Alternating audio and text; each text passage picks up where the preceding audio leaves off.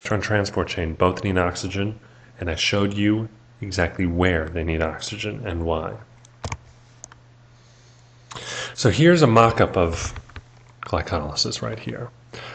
In the presence of oxygen, pyruvic acid will move to the mitochondria and go through the Krebs cycle. In the absence of oxygen, pyruvic acid will shuttle into a different process known as lactic acid fermentation. Okay? So, in order to study lactic acid fermentation, I want to take some of these details out of the picture here, okay? I mean, we're going to stick with the details, but we're going to condense it and pare it down a little bit so that there's not much clutter, all right? And I'm going to do that here. This is the glycolysis pared down. It still starts with a molecule of glucose. It still ends with 2 pyruvic acids. 2 ATPs are used. 4 ATPs are produced. And 2 NADHs are produced. Nothing has changed. I've just chosen to represent it in a slightly pared down manner. And that's to help us understand what's going to happen next. Because here is lactic acid fermentation. Remember, this happens in the absence of oxygen. All right, here's glycolysis right here. I just showed it to you. The 2 pyruvic acids in the absence of oxygen will make very quickly 2 lactic acids. And in the process, the pyruvic acids needs the donation of electrons from the NADHs that have just been produced. Those NADHs will donate their electrons and become 2 NAD pluses, go back to this stage of glycolysis. This is the regeneration of NAD pluses, and it's extremely important because if glycolysis can't figure out how to pull more NAD pluses, then glycolysis would stop happening. Lactic acid fermentation is all about this part where the NADHs are then changed into NAD pluses, and those NAD pluses can go back into glycolysis. Okay, very important.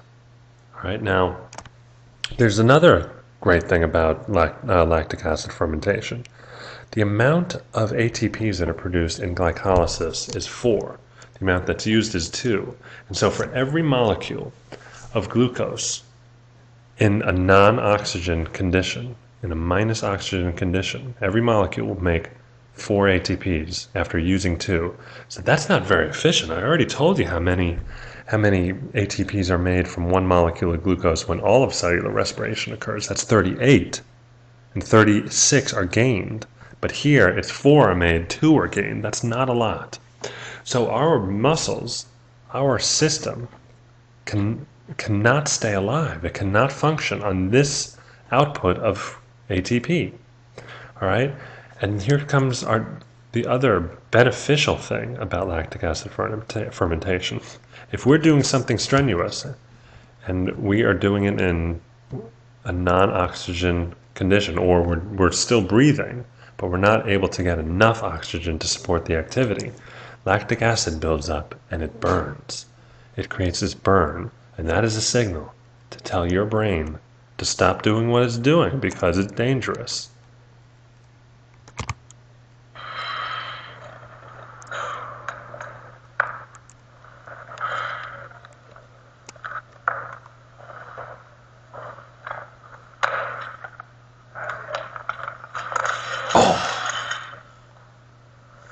Owned.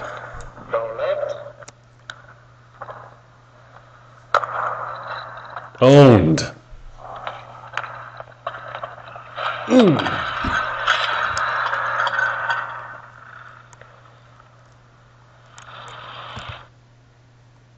Indeed.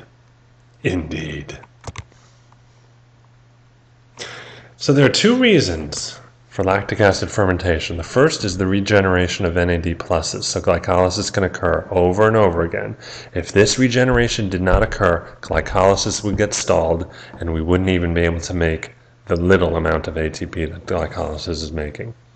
The other reason is lactic acid serves as a signal to the brain to stop the activity. If you're lifting weights like that poor unfortunate soul was doing, Your body can't do that for long. Lactic acid will build up and tell your body to stop what's going on. And that is what we're talking about here. Let's compare the net yield of ATP production per molecule of glucose in the presence and in the absence of oxygen. In the presence of oxygen, 36 are gained. In the absence of oxygen, during lactic acid fermentation, only 2 are made. That is a staggering number, I would say. And that is essentially the cellular respiration step-by-step tutorial. I hope you enjoyed this. I hope you got something out of it. My advice to you is to watch this several times, and hopefully you'll get something out of it.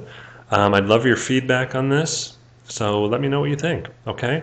Thanks a lot, and happy studying.